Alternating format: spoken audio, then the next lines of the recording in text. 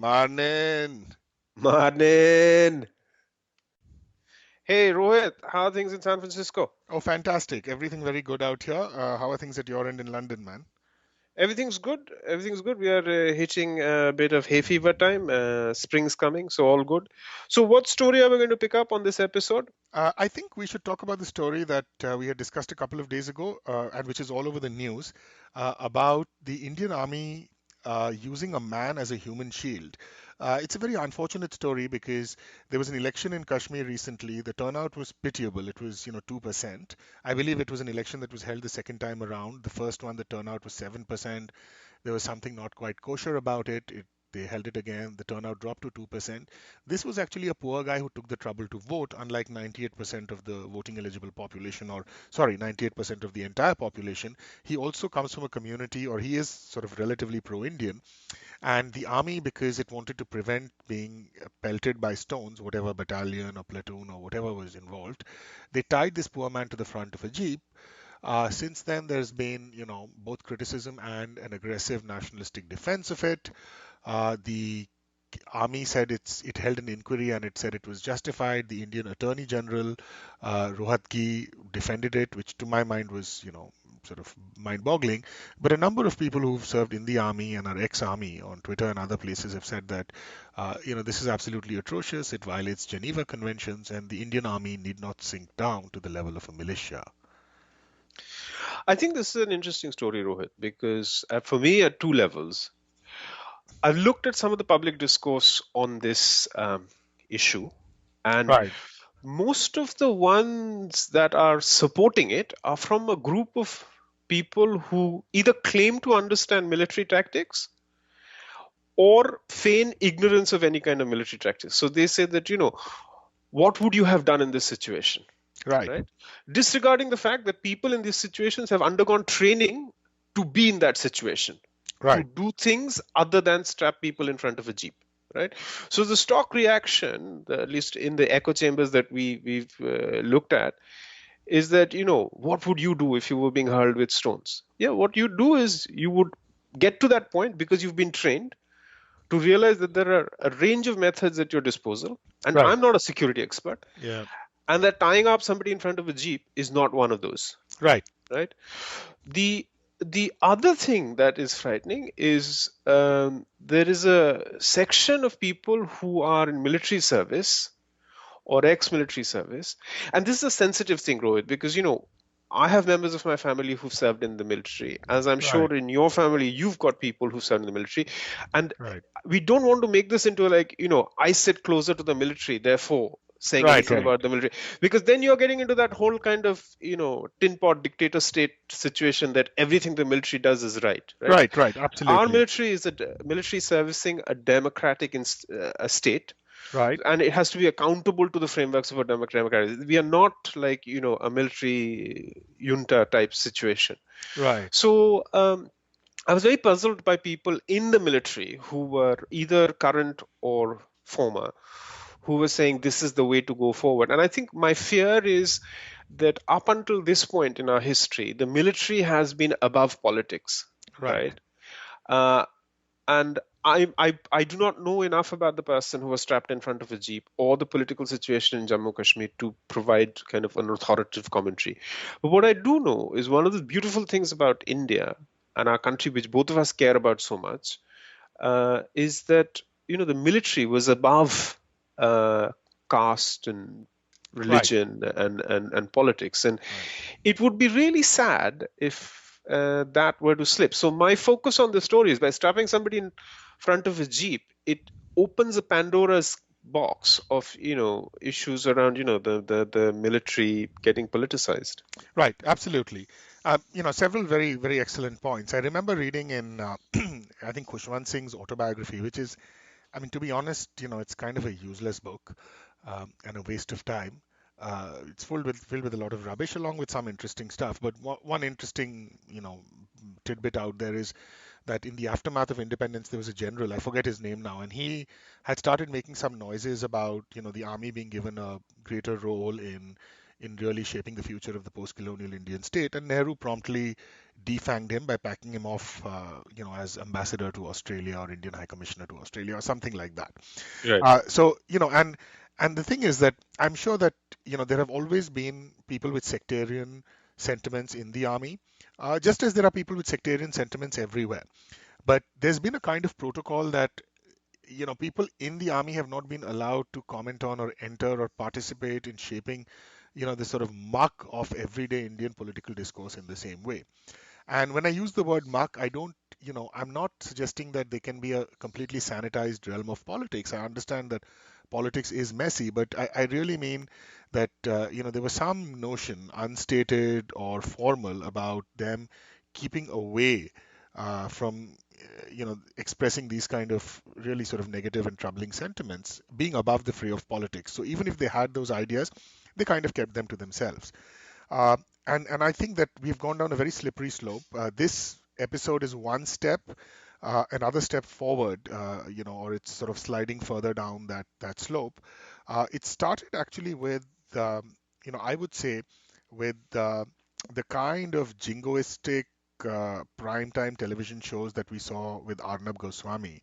I was introduced fairly recently to this character. He's ex-army, someone called Major Bakshi or General Bakshi or someone like that. You remember there used to be this Target comic or Target magazine that we used to get as kids.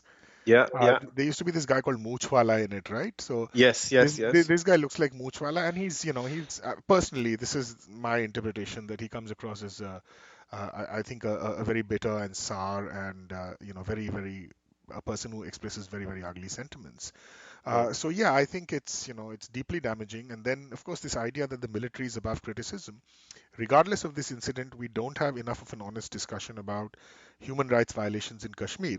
And regardless of one's politics in Kashmir, whether we think, Kashmir should be more autonomous, whether we think it's a part of India, what we think about Section 370, whether there are Kashmiri Islamists who have committed ethnic cleansing against the Kashmiri Pandits, all of that aside, there is no rationale for the Indian army to commit human rights violations. So those are my, few thoughts on the matter. Yeah, and I think this story, compared to the usual stories that we do, is slightly more taking a more serious turn, because Right. obviously this is a serious event.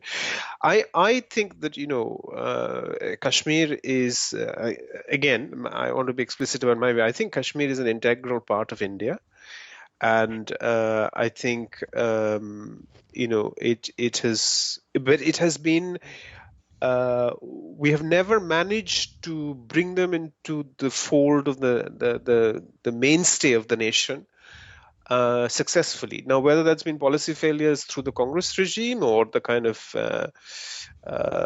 policy failures that seem to be lining up in the current government, I don't know. Those are bigger political points. But I genuinely think that it's part of our country, and there needs to be every effort made to integrate people better. And there's also a similar point to be made for the Northeast Right. of the country, where I think we've been more successful. What perplexes me is, for a long time, Jammu Kashmir, the state of Jammu Kashmir, has been recipient of a significant amount of government support, Right. right? Right. Right. Um, and I'm just wondering what has happened. We've to that kind of I don't know. Generosity is not the way of putting it, but there's a lot of flexibility and agility that the Indian state mechanisms operating Sorry. out of Delhi have put in place vis-a-vis Jammu Kashmir. But look, this is a very contentious thing. Different people have very strongly held views, and my view is that we're part of one country, and everything should be done. So that figure that you mentioned, 2%, I didn't know. It is appalling that 98% of the people didn't care. I don't think they didn't care to vote. They were so scared Right. Right. of putting out a public display of support, because supporting a local politician on an election in Kashmir probably comes loaded Right. with symbols of supporting particular political parties who are in power at the moment, and Right. it's a complicated issue. Right. There's much to be said about it, and I think it warrants a longer discussion. And perhaps we'll go back to this. I'll just mention a couple of things. I think yes, there's the fear of Sunni Islamic militants, and on the left who have been very critical of India's stand on Kashmir and so on. There's a kind of shameful silence about the fact that the Azadi project is in many ways a Sunni Islamist project. But I think people are also with good cause, very dismayed and very disheartened and very angry at the Indian state. So I think there's all of that that's part of the mix. Just moving towards wrapping up this story because we're just actually about a few seconds over.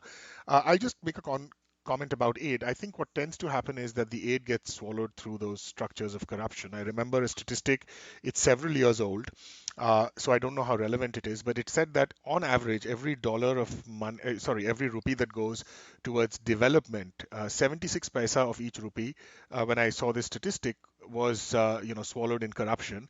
In the Northeast, at the time, the figure was for every rupee, the full rupee, 100 paise, get swallowed. So Oh there my are God. intermediaries who are, if we were to think of the logic of, colonialism and compradors and all of that, there are people who are seen as complicit with the government from the local populations, collaborators who are, or a segment of the local population who are just swallowing all of that money. So I think that's the problem that, yes, money has been poured in, and it's an argument that's often used that Kashmir gets a lot more money than other parts of the country. But, how much of it is actually moving towards any kind of meaningful development or welfare or, bettering the lives of people is something that remains to be seen.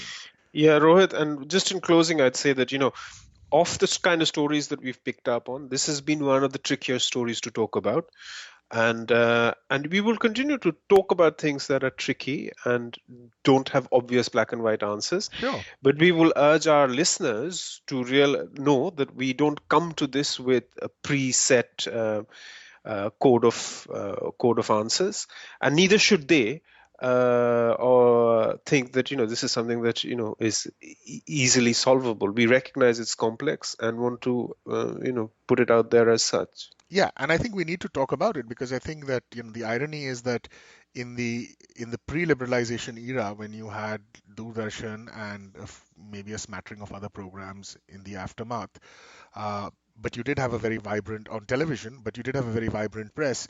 You had a narrower range of papers, but you actually had a much more honest discussion and a very high quality discussion taking place in our magazines and print media, if not in state-owned television. But in the post-liberalization era, whether it's NDTV, whether it's Times Now, or whatever it was that Arnab's, godforsaken program was, you really don't see sorry, excuse me, you really didn't see sort of very honest conversations, in part because of this jingoistic fever that's, I think, afflicted the nation. So, anyway, we'll wrap up there, and yeah, we'll see you guys again next time. We'll be back soon with another story. Take care. All right, take care. Bye bye.